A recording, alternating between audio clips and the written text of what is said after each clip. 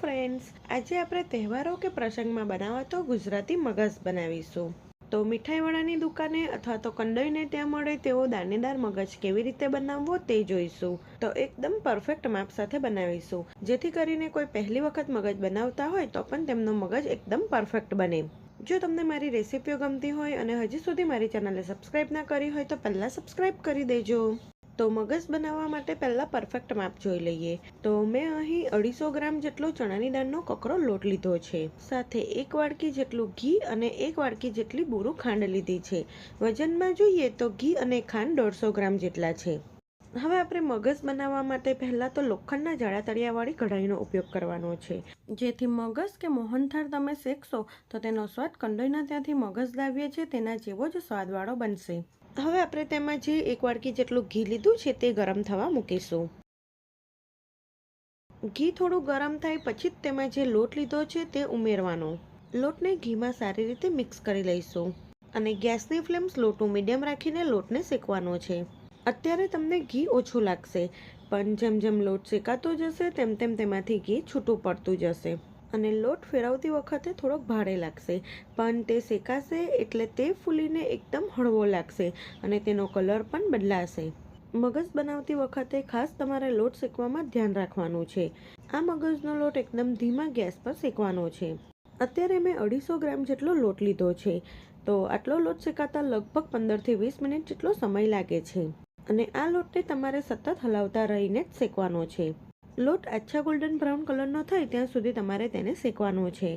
ધીમે ધીમે આ રીતે તમારો લોટ શેકાવા માંડશે અને લોટ શેકાયાની સુગંધ આવશે. લોટ શેકાશે એટલે તે ફૂલીને પહેલાં કરતાં એકદમ હળવો થઈ જશે. અહીં તમે જોઈ શકો છો ધીમે ધીમે આપણો લોટ શેકાઈ રહ્યો છે અને તેનો કલર અને ટેક્સચર પહેલાં કરતાં ઢીલું થઈ ગયું છે. જો તમારી પાસે ચણાની દાળનો જૂનો લોટ હોય તો આપણે જેમ મોહનથાળમાં ધાબો આપીએ છીએ તેમ આ ચણાની દાળના લોટમાં ધાબો આપીને મગસ બનાવી શકો છો. અથવા 1 કપ ચણાની દાળનો લોટ લીધો હોય તો તેની સામે 1/3 કપ જેટલો ઝીનો રવો પણ ઉમેરી શકો છો.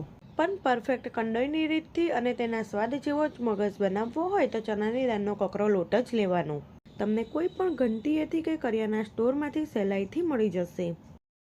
તો અહીં તમે જોઈ શકો છો આપણો લોટ શેકાવા લાગ્યો છે. આ ટાઈમે તમારે લોટને સતત મિક્સ કરતા રહીને હલાવતા રહેવાનું. તો અહીં થોડોક લોટ શેકાયો એટલે તે ફૂલીને એકદમ સરસ હળવો થઈ ગયો છે. હજી આપણે લોટને 4 થી 5 મિનિટ માટે શેકવાનો છે. લોટ શેકાઈ જશે એટલે લોટ શેકાયાની એકદમ સરસ સુગંધ આવશે અને તેનો કલર પણ પહેલાં કરતાં થોડોક ચેન્જ થઈ જશે અને તેમાંથી થોડુંક ઘી છૂટું પડશે. તો અહીં લગભગ 7 થી 8 મિનિટ જેવું થયું છે અને તમે જોઈ શકો છો આપણો લોટ શેકાવા આવ્યો છે. હવે મગજને એકદમ સરસ દાણેદાર બનાવવા માટે આપણે તેમાં થોડું ઠંડુ દૂધ ઉમેરીશું. અહીંયા મેં બધું થઈને 1/3 કપ જેટલું દૂધ લીધું છે. દૂધને આ રીતે તમારે થોડું કરીને જ ઉમેરવાનું. તમે જેવું દૂધ ઉમેરશો કે તરત જ લોટ આ રીતે ફૂલીને ઉપર આવશે. અહીં લોટ શેકવામાં બિલકુલ ઉતાવળ નહીં કરવાની. જો લોટ બરાબર શેકાયો ના હોય અને તમે મગજ ખાશો તો તે દાંતમાં ચોંટશે. આ રીતે દૂધ કે પાણી ઉમેરવાથી મગજ દાણેદાર તો બને જ, સાથે ખાવામાં પણ એકદમ સોફ્ટ બનશે. આપણે મગજ ખાઈએ ત્યારે તેમાં અમુક દાણા જે લાલ કલરના દેખાતા હોય છે તે તમે આ રીતે દૂધ અથવા તો પાણી નાખો તેનાથી બને છે. અહીં દૂધની જગ્યાએ તમે થોડીક પાણીની છાંટ પણ મારી શકો છો. તો અહીં મેં થોડું કરીને બધું જ દૂધ ઉમેરી દીધું છે. દૂધ ઉમેર્યા પછી આપણે લોટને 3 થી 4 મિનિટ માટે શેકીશું. લોટ ગોલ્ડન બ્રાઉન કલરનો થાય ત્યાં સુધી આપણે તેને શેકવાનો છે. આપણે તેમાં બુરું ખાંડ ઉમેરીએ એટલે તેનો કલર હજી થોડોક લાઇટ થાય. તો અહીં પહેલાં કરતાં લોટનો કલર ચેન્જ થઈ ગયો છે. તો હવે આપણે ગેસની ફ્લેમ બંધ કરી દઈશું. આટલો લોટ શેકાતા લગભગ 15 થી 20 મિનિટ જેટલો સમય લાગ્યો હતો. અહીં આપણે લોખંડની કઢાઈ લીધી છે. તો તે એક વખત ગરમ થઈ જાય પછી તે જલ્દીથી ઠંડી નથી થતી. તો આપણે લોટને 2 થી 3 મિનિટ માટે સતત મિક્સ કરતા રહેવાનું, એટલે તે તળિયેથી વધારે પડતો ના શેકાઈ જાય. તો 2 થી 3 મિનિટ પછી આ રીતનું લોટનું ટેક્સચર આવી જશે. હવે આ લોટને આપણે એક મોટા વાસણમાં કાઢી લઈશું એટલે તે ઝડપથી ઠંડો થઈ જાય. અહીંયા આપણે લોટને એકદમ ઠંડો થવા દેવાનો છે. ઘણા લોકો લોટ થોડો ગરમ હોય ત્યારે જ તેમાં બુરું ઉમેરી દે છે. તેનાથી ખાંડનું પાણી વળે છે અને મગજ બરાબર થળતો નથી. એટલે અહીંયા લોટ એકદમ બરાબર ઠંડો થવા દેવાનો છે. તો લગભગ 1.5થી 2 કલાક પછી લોટ એકદમ સરસ ઠંડો થઈ ગયો છે. આપણે તેમાં 1 ટેબલસ્પૂન જેટલો ઇલાયચી પાવડર ઉમેરીશું. સાથે તેમાં બુરું ખાંડ ઉમેરીશું.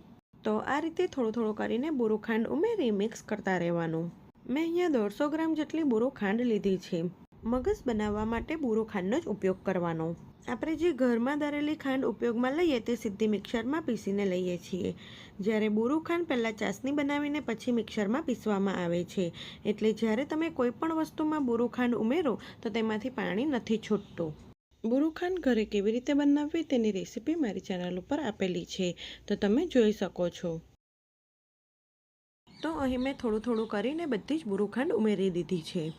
અને આ રીતે બુરું ખાંડ થોડી થોડી કરીને જ ઉમેરવાની, એટલે તે એકદમ સારી રીતે મિક્સ થાય. હવે બધું સારી રીતે મિક્સ કરી દઈશું. તો અહીં બધું સારી રીતે મિક્સ થઈ ગયું છે. હવે મેં અહીં મગજ ઠારવાના મોલ્ડમાં બટર પેપર લગાવી દીધું છે. આ રીતનું મોલ્ડ ના હોય તો તમારે જે પ્લેટમાં મગજ ઠારવાનો હોય તે પ્લેટને ઘીથી ગ્રીસ કરી લેવાની.